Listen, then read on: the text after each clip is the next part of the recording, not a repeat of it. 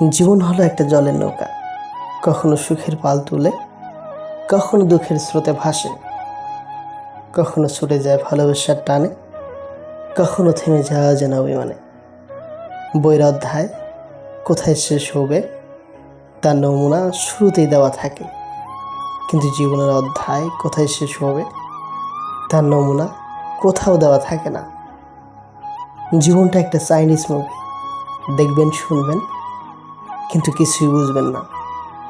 মানুষ কালো শরীর সাদা করতে যত প্রকার চেষ্টা ও কৌশল খাটায়, সেই পরিমাণ যদি তার মনটাকে সাদা করার জন্য খাটাতো, তাহলে সমাজটাই বদলে যেত।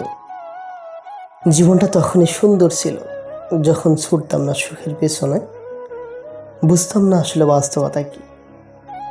যদি ফুলেও কখনো গর্ব হয় এই ভেবে যে আমি ছাড়া পৃথিবী অচল, তাহলে দেওয়ালে টাঙানো পূর্বপুরুষের দিকে দেখো। যদি পারো তাহলে একটু কবরস্থান থেকে ঘুরে আসো, একটু হাসপাতাল থেকে ঘুরে আসো, তুমি সমস্ত উত্তর পেয়ে যাবে। কবরস্থান যেখানে লাখো মানুষ শুয়ে আছে, হয়তোবা আমাদের থেকেও ধনী, হয়তোবা আমাদের থেকেও অনেক ট্যালেন্টেড।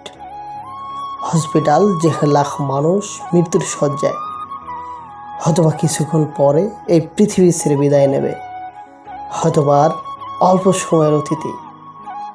আসলে এমন কোনো ব্যক্তির মাথায় অহংকার আসে না, যদি আমাদের চিন্তা ভাবনা এমন হয় যে আমরা তো স্বল্প সময়ের অতিথি, আজ আছি কাল নাও থাকতে পারি।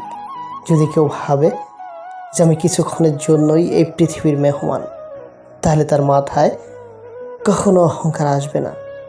আর বাস্তবতা তো এটাই যে এই পৃথিবীর প্রত্যেকটা প্রাণীর, প্রত্যেকটা মানুষের মৃত্যুর স্বাদ গ্রহণ করতে হবে, কেউ ছাড় পাবে না। তাই যতটা সম্ভব নিজেকে সৎ রাখার চেষ্টা করো, আর কখনো দুশ্চিন্তা করো না। যদি চিন্তা করতেই হয় তাহলে সুচিন্তা করো নিজের বিষয় এবং নিজের পরিবার, নিজের কাছের মানুষগুলোর বিষয়ে। একটা কথা সারা জীবন মনে রেখো, একটা মানুষের নেগেটিভ চিন্তা ভাবনা যেমন একটা মানুষকে ধ্বংস করে, ঠিক তেমন পজিটিভ চিন্তা ভাবনা তাকে অনেক বেশি সফল এবং সুখী করে। এই দুনিয়ায় কেউ আপন হয় না, কষ্ট পেলে রাতের ঘুমটাও পর হয়ে যায়। দুঃখ আছে বলেই সুখে মানুষ এত দারুণভাবে অনুভব করে। মানুষের মনটা বড়ই অদ্ভুত, কেউ কাঁদে একটুখানি সুখের আশায়, আবার কেউ একা সুখ পেয়েও হারিয়ে ফেলে সব অবহেলায়। কষ্ট পেতে পেতে, খারাপ সময় দেখতে দেখতে আমরা একটা সময় অভ্যস্ত হয়ে পড়ি। খারাপ সময় নিয়ে ভাবি না, কেউ ছেড়ে গেলেও আর কষ্ট লাগে না, কেউ ইগনোর করা শুরু করলে পাত্তাও দেই না। মুড নিয়ে নিজের মতোই থাকা শিখে যাই। এই খারাপ সময়গুলো প্রচুর কষ্ট দিলেও ওই খারাপ সময়গুলাই আমাদের মানুষ চিনিয়েছে, স্ট্রং করে তুলেছে। তাই খারাপ সময়ের প্রতি কৃতজ্ঞতা জানাই। কাজ হোক বা পাথর, আঘাত করলে যেমন ভেঙে যায়, মানুষের দুর্বল জায়গায় কথার আঘাত করলেও তার মন ভেঙে চুরমার হয়ে যায়। তাই নিজের দুর্বলতা কখনোই অন্যের কাছে প্রকাশ করা উচিত নয়।